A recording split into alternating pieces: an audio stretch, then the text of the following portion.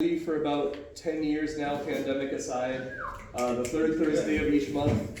And we started it as a series to kind of focus on improvised and new music in Milwaukee. And over the years, we've had performers bring in dancers. You guys have brought in various dancers, people doing video projection, all sorts of various other arts intertwined with things.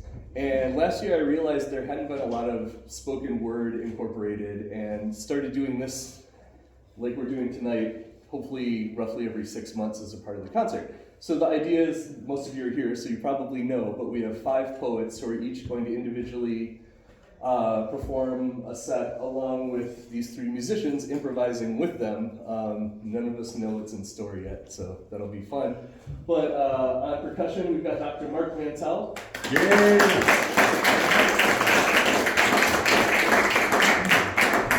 On cello, Pat Reinholz.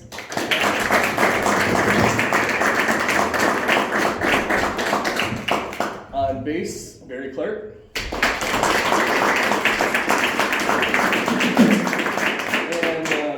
Of the night is a friend of mine who I've gotten to be much better friends with in the last 8 months or so. He is a host of many events in Racine and elsewhere, including the Grassroots Open Mic every second and fourth Wednesday at the Spectrum School of the Arts in Racine.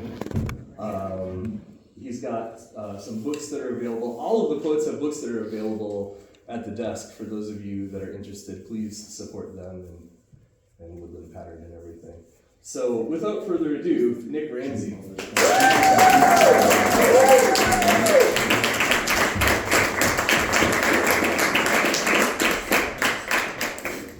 All right, where's Sandy at? Right here. If I go over, just tell me. What do we got? 15? No, just 15? Just give me like a weird wave at 5 minutes too. So 20 minutes is max. Okay. So 15 you want to get done. I'd love to see the weirdest wave you can do.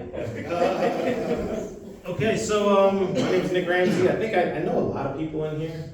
Some good friends, some friends that have been around for a long time.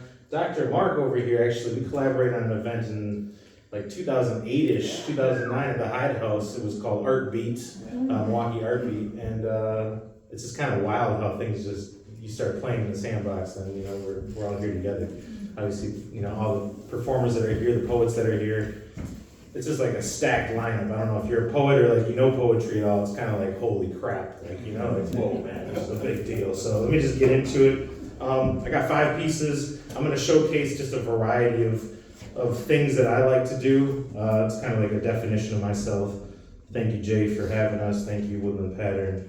I want to thank the carpoolers that came up. I want to thank, we had like 7, 8 people. I think 7 people came up. We even went over to the Chiba hut and had, not any Chiba, but we had, we hunted the substance to us. So we did. Okay, so here it goes. This is it's a forthcoming track. It's called Shift in the Blueprint. And it's really kind of about my upbringing. Ready? Yes. Go. All right, let's go.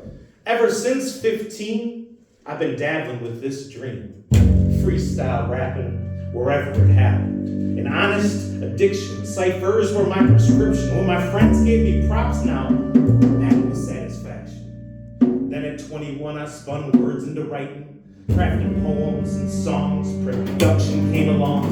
What remained was recording and performing in shows, but if that was all it took, I'd have been so wrong. You see, these skilled tradesmen laid the bricks in the road and built the foundation for us to flourish and grow. Get with the movement, it's original music. Don't get confused, I've been shifted. And I heard 10,000 hours, which I thought was a joke. The first time I hopped on stage, I was like, nope. Breath control and memory. Remember to entertain. I quickly realized this isn't all fun and games. Limit your drinks before you go on. Make sure that microphone's on. Practice makes permanent, so on and so on. I watched myself and analyzed it. The changes made were But what I couldn't understand is why some people still didn't like it. You see, these skilled tradesmen laid the bricks in the road and built the foundation for us to flourish and grow. Get with the movement, it's original music. Don't get confused, I've been shifting the blueprint. But to some, it's rap crap. And I guess I'm your little rapper. Terms of endearment, flinching was the spirit. The owners, they saw a profit, and out our pockets we coughed it. We shifted from the norms, but I wasn't fearless. Concerned with their returns, our investments are pure.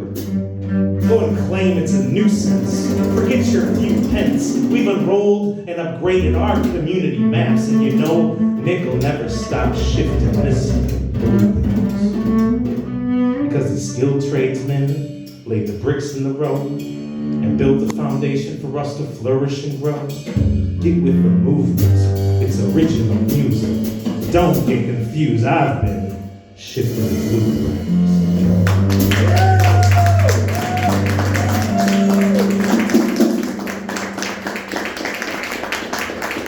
Wow, we didn't practice that at all. Can you guys hear if I step like right here? Yeah, Okay. yeah, it sounds I don't want to be like all up in here. I want to be kind of out here. So Yeah, that sounds good. thank you. All right, so this book I put out is called Rhymes and Rambles. I'm a big rhyme fan. I like rhyming, and I like rambling. It's pretty simple, right? So there's only one copy of this left in existence. That's like actually for sale, and it's here at Woodland Pattern. So it's only $10 or maybe $11. I don't know. Only $10. Yeah, it's like we're paying you. Exactly, right? So this piece in here was a prompt the prompt was music saves a life. And this is my wife right here. Yeah. She's right here. This is Nicole Sweet. Round of applause for Nicole Sweet, please.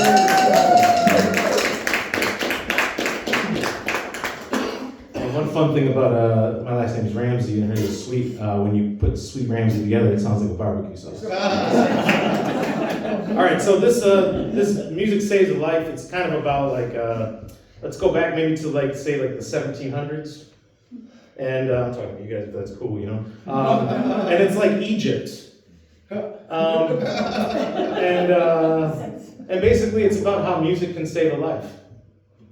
You guys want to just start with anything and we'll just go with it.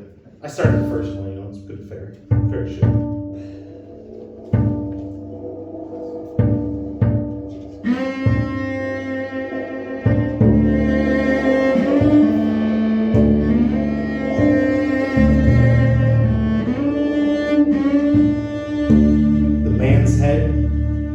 Placed on a chopping block. A guillotine awaits its destiny. The man's been convicted, and now there's no turning back and no convincing otherwise. But the only crime he committed was one of wonder, to experiment. And at that time, experimentation meant life lost.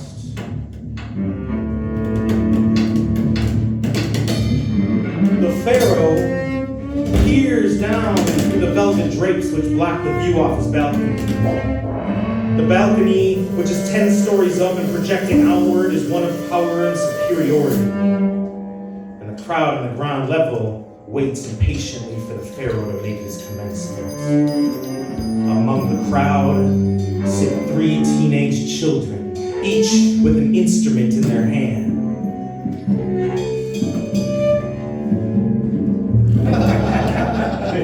The youngest, Jafari, tunes his cello, zither. Each peg turns slightly clockwise, then counterclockwise, and voila, pitch perfect.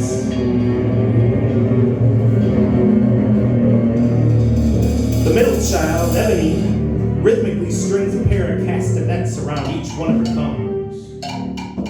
And the eldest, Osiris, is known throughout the city as the most promising of young argul players. What is an argul, you may ask? It is a double-piped instrument, somewhat comparable to a clarinet. And it has the most beautiful sound if it's used correctly. But if it's mishandled, the screeching noises can be unbearable to the listener. Fortunately, though, Osiris has the needed practice. Each of them finger their instruments in a massage-like manner, readying their tools, and then it hits. The entire mass of people erupt as if in a frenzy. The Pharaoh has shown himself. And directly below the balcony, the condemned prisoner is in a 4-point position with arms and head yokes. The gathered witnesses hush as the Pharaoh points downward with his jewelry-studded hand. A soft, slow wooden tap begins. Tap, 2, 3, 4. Tap, 2, 3, 4. Tap, 2, 3, 4. The clustered herd looks feverishly for the culprits. Enough, bellows the Pharaoh, but the tapping, it continues. Tap, 2, 3, 4. Tap. A strumming starts. It's absolute in its placement. A 4-chord progression. Something like da-dee-da.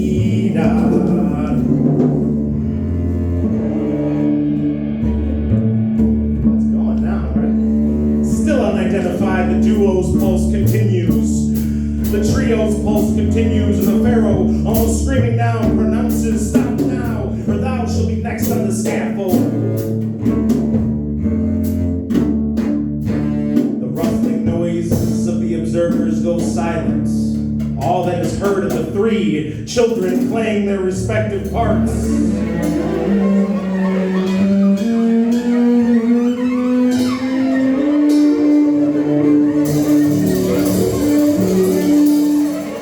Measures in, 8 measures in, 12 measures in, and the concrete stature of the Pharaoh goes limp.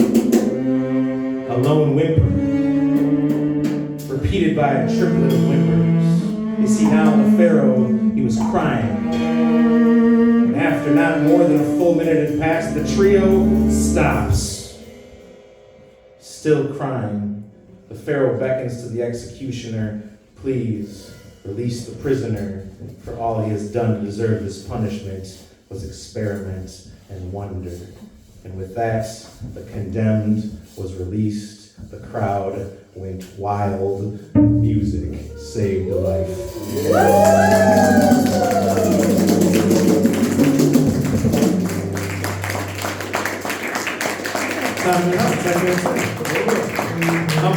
I've been thinking about that worked out perfectly. I'm sorry to call you as children.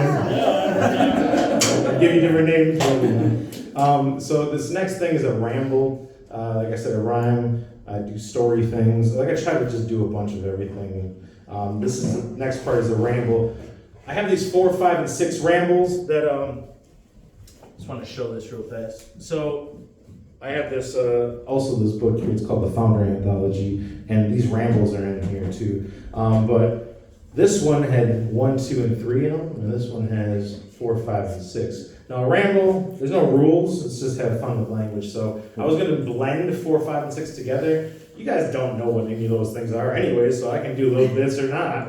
So I'm just going to mess with it. So it's very much more about like playful, fun language. So like, you know, we're like toddlers bopping about, okay? That's what we're going to do now, okay? All right. We're going children, toddlers, or we're going to go all the way back. Embryonic state. Zygote. We are going to do sperm. That's what I want to go back to. Okay. Out here. I want to go back there. Let's see. Where are we at here? Let's see. Let me practice my theatrics. I'll set feet like podiatric medicine to orthotics, whether or not you got that. Robotic Johnny 5, I took my book to a locksmith. To read is my top gift. Without it, I drop sick.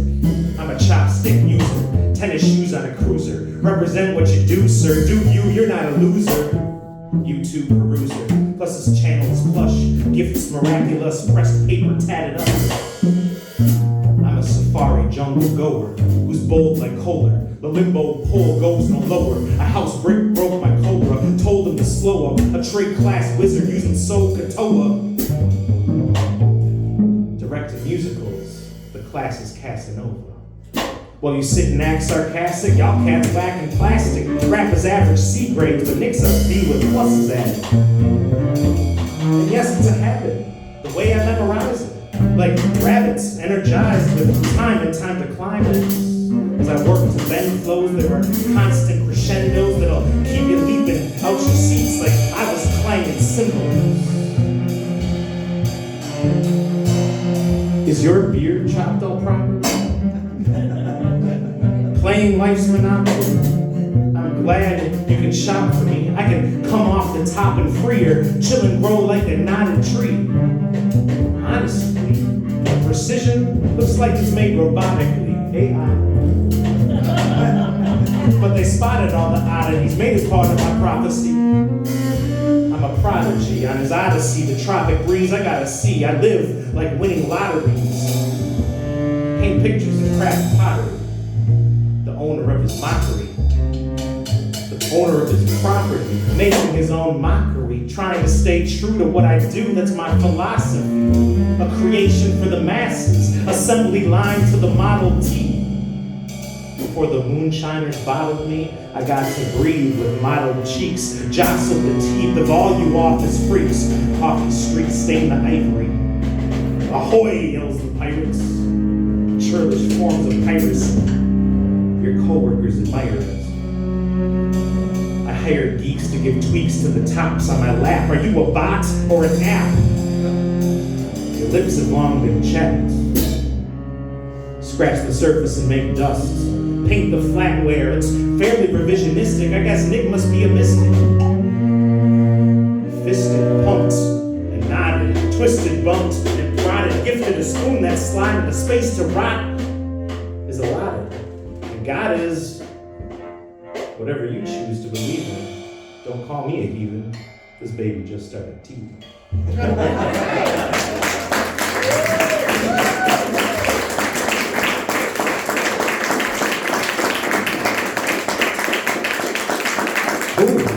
Man, this is going excellent. Thank you so much. You guys just make it easy. Wow. One more time for these guys.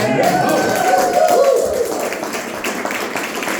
The only time I've done anything like this is at the Green Mill in Chicago, where it was my first time, so I didn't know. And like, this one professional person, like, been there many times. She's like, I want you guys to play the Star Wars theme song when I walk up, and then you're gonna do like this, and then you're gonna do that. And I was just like, play something cool, man.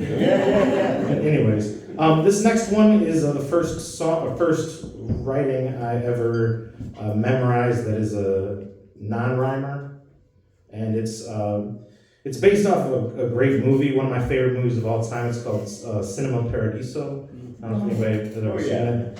It was put out in 1988. A couple facts here. 1990, it won an Oscar for the best foreign film. It is in Italian, and it's basically about this famous director. It's one of those like starts in the present, then goes back in the past. So this director, famous film director, gets a contact and is told that basically his mentor has passed away, which is like to come to his funeral. So then it just basically shoots back to his childhood and all the way through that. And it's an incredible movie. Raise your hand if you watched it before. Yeah, a few people. Mm-hmm. I highly recommend it. It's so good.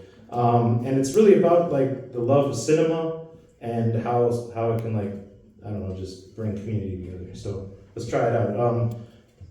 Think of Italian, maybe? Italian spermatozoa?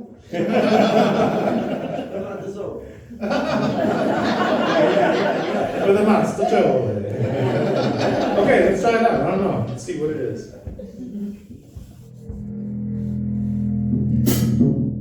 Dreamscapes from yesterday and the days before. They replay on the inner surfaces of my eyelids.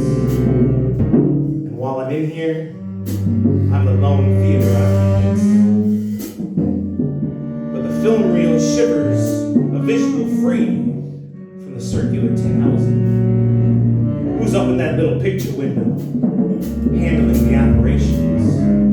Is it a child being taught by an elder? Is a love for cinema instilled?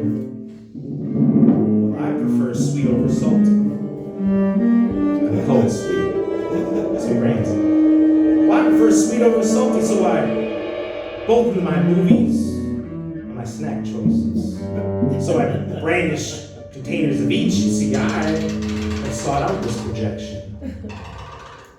But there are hints of comfort, trickles of disgust.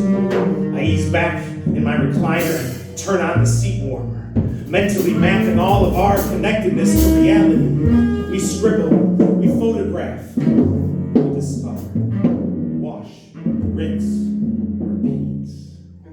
But now the house is packed, filled with a short crop of bluish gray and white-haired heads, each a cotton swab droplet. Clouds with a brood of precipitation. And in the middle of it all, I sit there, weeping, trying my hand at containing the auditory. A torrent of rain cascades from my eyes. You know, it's all picked up along the way, much like the composition of film.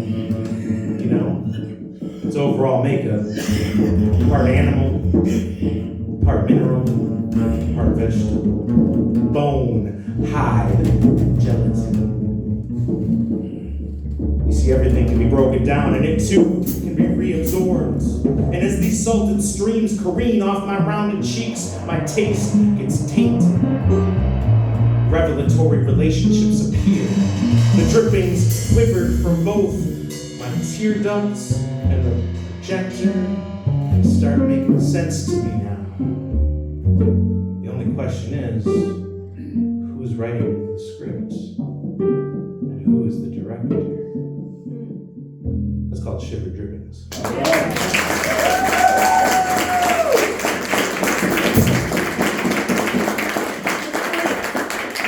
Where's one right now? Yep. Oh, let's do it there. Oh. Thank you so much. If you want to hear me freestyle sometime, come to the scene.